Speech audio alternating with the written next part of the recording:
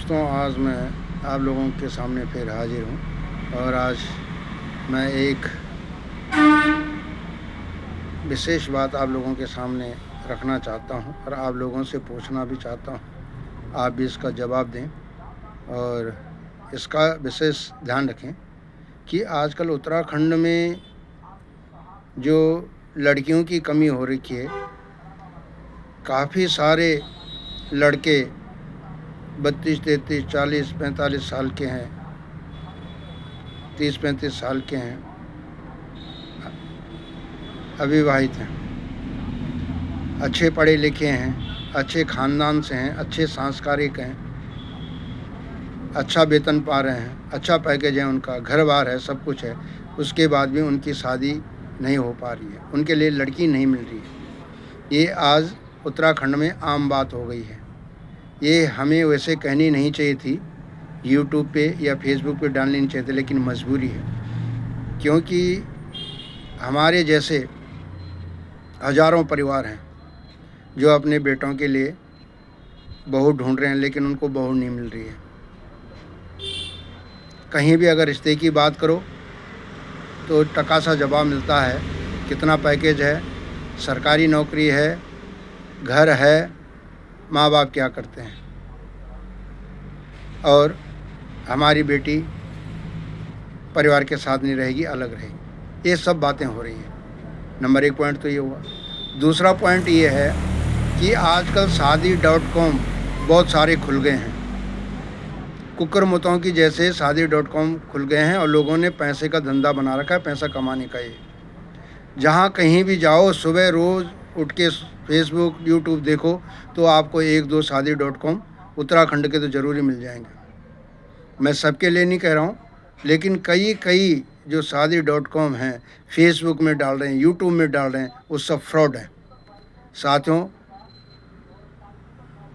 दोस्तों, मैं आप लोगों को आगाह करना चाह रहा हूँ कि पिछले 6 साल से 7-8 साल से मैंने कम से कम हर शादी.com में कम से कम 10 जो ऐसे वेबसाइट हैं, जो ऐसे इन्होंने धंधे खोल रखे हैं शादी.com के, मैं कम से कम 3,500 रुपये शादी.com के हिसाब से मैं दे चुका हूँ।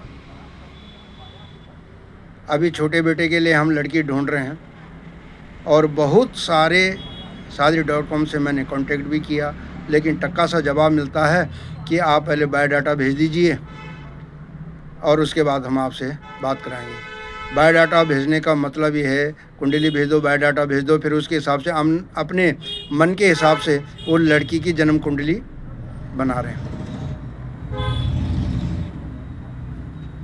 अगर लड़का अच्छे ख़ानदान से, अच्छे परिवार से, अच्छा पैकेज मिल रहा है, अच्छी नौकरी है, तो अपने लड़के का बायोडाटा मांग करके लड़की की कुंडली उसी हिसाब से बनाई जाती है।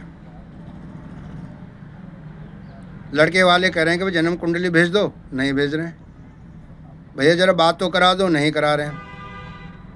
उसके बाद टका सा जवाब मिलता है कि लड़के वाले राजी हैं, आपका बायोडाटा उनको पसंद आ गया, आप लोग ऐसा कीजिए कि आपसे कॉन्फ्रेंसिंग हम बात करा लेंगे, तो आप ऐसे करो कि इतने पैसे भेज दो। लड़के वालों से भी पैसे लेते हैं, लड़के वालों से भी पैसा लेते हैं, उसके बाद कोई जवाब नहीं आता है। 1 दिन, 2 दिन, 10 दिन, 15 दिन, महीना भर ऐसे आदमी लटका रहता है। फिर उनसे पूछता है तो कहते हैं कि भैया हमारी लड़की ने कहीं दूसरी जगह लड़का ढूंढ रखा है। तो दोस्तों, ये बहुत नाइंसाफ़ी हो रही है हमारे उत्तराखंड में।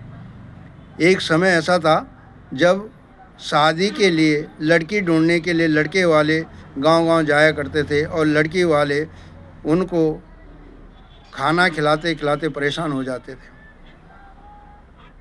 आज की जो डेट है, आज की जो समय में लड़के वाले इतने परेशान हैं कि कह नहीं सकता हूँ। जहाँ कहीं भी देखो, किसी को बोलो कि लड़की नहीं मिल रही है, कि लड़के की उम्र क्या है कि जी 35 हो गई, 38 हो गई, 40 हो गई है, 30 हो गई है। लड़का अच्छे पैकेज ले रहा है, अच्छी नौकरी में है, सब कुछ है, घर बार है, लेकिन लड़की नहीं मिल रही। क्या कारण है?